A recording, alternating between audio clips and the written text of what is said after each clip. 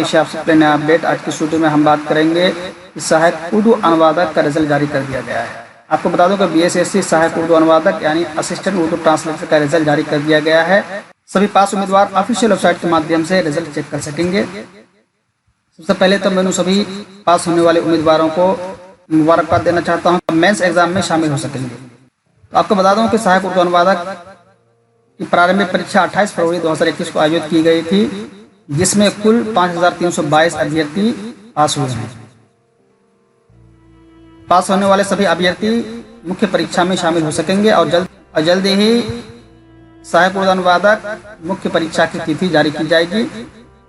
उम्मीदवार अपना result official website के माध्यम से चेक कर सकेंगे। आप ऑफिशियल वेबसाइट पर जाइए, जाने के बाद सूचना पट में जाने के बाद सहायक उर्दू अनुवादक के लिंक पर जाएं। आपके सामने पीडीएफ खुल जाएगा। इस पीडीएफ में अपना रिजल्ट चेक कर पाएंगे।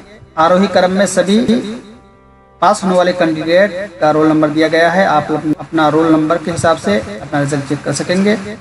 आप लोग चाहें तो ऊपर सर्च बार में जाकर के अपना रोल नंबर टाइप कीजिए। इस तरीके से आपका रिजल्ट आपके सामने आ जाएगा। दोस्तों, उम्मीद करता हूँ आपको जानकारी पसंद आई होगी, तो अपने दोस्तों में जरूर शेयर कीजिए।